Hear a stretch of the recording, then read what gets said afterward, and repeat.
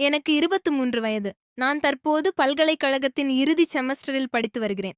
கடந்த ஆண்டின் தொடக்கத்தில் நான் நீண்ட காலமாக உறவில் இருந்த ஒருவருடன் பிரிந்துவிட்டேன். அந்த உறவு முடிந்த பிறகு சுமார் 7 மாதங்கள் யாருடனும் உறவில் இருக்காமல் இருக்க முடிவு செய்தேன். அந்த காலத்தில் மனதளவில் குணமடையவும், என்னை நானே புரிந்து கொள்ளவும், என் வாழ்க்கையில் கவனம் செலுத்தவும் விரும்பினேன். அதன் பிறகு நீண்ட நாட்களாக நான் மதித்து வந்த ஒருவர் என்னிடம் தனது விருப்பத்தை தெரிவித்தார். அவர் கடவுள் பயம் கொண்டவர் என்றும், தேவாலய நடவடிக்கைகளில் மிகவும் தீவிரமாக ஈடுபடுபவர் என்றும் அனைவராலும் அறியப்பட்டவர். கடந்த நவம்பர் மாதத்தில் நாங்கள் அர்த்தமுள்ள ஒரு உறவை உருவாக்கலாம் என்ற நம்பிக்கையில் அவருடைய காதல் முன்மொழிவை ஏற்றுக்கொண்டேன்.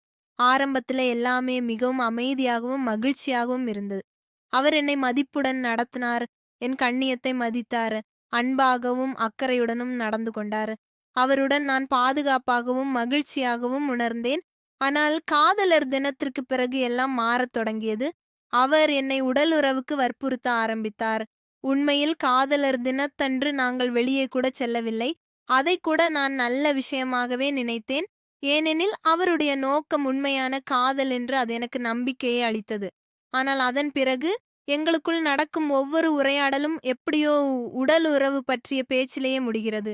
கடந்த சுமார் 20 நாட்களாக இதே விஷயத்தை பற்றியே எங்களுக்குள் தொடர்ந்து வாக்குவாதம் நடந்து வருகிறது.